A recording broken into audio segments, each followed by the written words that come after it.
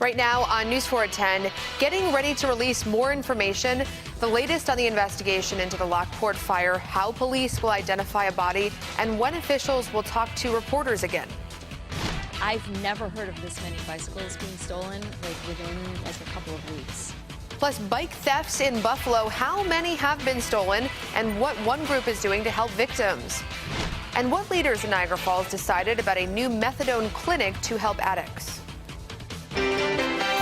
Live in high definition, this is Western New York's news leader.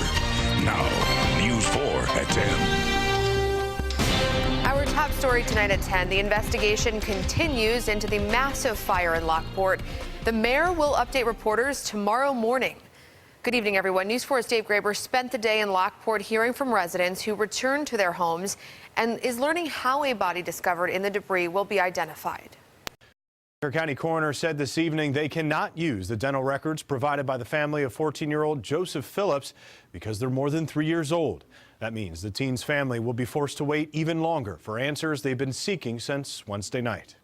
Medical examiners are forced to use DNA to identify the remains found late last week here among the rubble of High Tread International, a process that will take much longer than dental records. Investigators are hoping to determine whether the remains found are those of 14-year-old Joseph Phillips, who hasn't been heard from since the fire broke out Wednesday evening. Meanwhile, cleanup continued at the burned-out site as charred debris was loaded and sent to the local landfill by the truckload. While these backyards along Stevens Street were filled with flames Wednesday night, they were filled Monday with insurance adjusters assessing the damage, which was kept to a minimum, mostly blackened trees and scorched earth.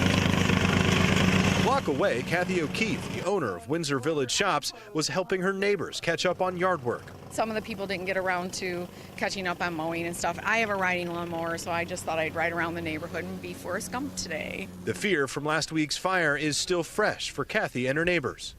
I'd never seen a fire so huge. I mean, I was just terrified when I pulled up and saw, and yet they ran right in, and they took care of us. So we should take care of them. Arlene Whiteknight and her daughter Brittany spent Monday evening passing out flowers to residents in this neighborhood on their old street, providing sunshine with sunflowers to brighten what's been a dark 5.5 days. We just thought that during this aftermath of the fire and the bleak surroundings that we would just share some sunflowers, put a smile on their face and let them know they're loved and prayed for, and that, hopefully when they get up in the morning and see them on their kitchen table, that, they'll start their day off on a good note. Lockport Mayor Ann McCaffrey announced a press conference where we're expected to learn more about the cause of this massive fire. I'll have the latest on that coming up tomorrow on News 4 at noon. For now, reporting in the newsroom, Dave Graber, News 4. Dave, thank you so much. A man is recovering after trying to climb the gorge wall near the Rainbow Bridge yesterday. The accident shut down traffic to the U.S. for hours. Parks police say a man fell off the wall and into the water. Police said the man's injuries are not serious. All new at 10 o'clock, take a look at this video here. Amherst police are looking for 2 backyard burglars. Police posted this video on YouTube today. They say 2 people broke into someone's home last month.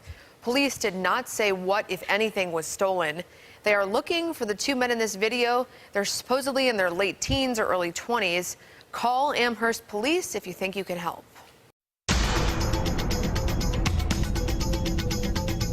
This right now is a live look at the 290. Todd Santos joins us with a look at the forecast. Todd, what can people expect when they wake up? Well, at least into the early morning, it's not out of the question to find a few areas with a spotty shower or thunderstorm. I think we'll see better coverage as we get into the evening, say tomorrow, later in the afternoon. So we'll take a closer look at that showing up in the model in just a bit. Want to start with the wider view of the satellite and radar. You can see a few showers rolling in our direction, but the bulk of the real rain is still well to our west, and much of that is going to miss us to the northwest, but we're still going to be on the edge of it, and being on the edge means you see some activity.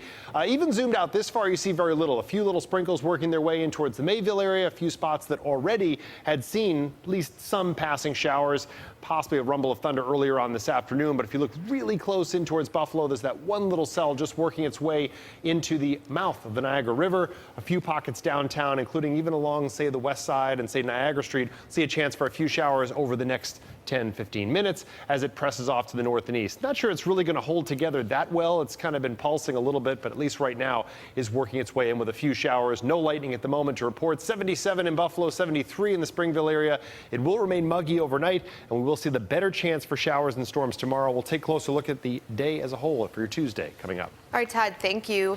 All new at 10, Buffalo has become a bike-friendly city, but we're also seeing a spike in bike thefts. News 4's Angela Cristoforos joins us live. She spoke with people tracking these crimes. Angela? Well, Nalina, in public forums on Facebook, there's been a lot of chatter about stolen bikes in different parts of the city. There's even a new group called Buffalo Stolen Bikes where people are posting about these incidents. Many say their bikes were stolen in broad daylight. It's a very thick lock, and they definitely, the police said it looked like they definitely took some time to cut that off. Dan Green says he rode his bike to work around 9 o'clock this morning and locked it near Main Street, but was shocked to discover his lock cut in half and his bike nowhere in sight by noon. Very surprised that it was in the midday, and it was very brazen to just do that in the middle of the day.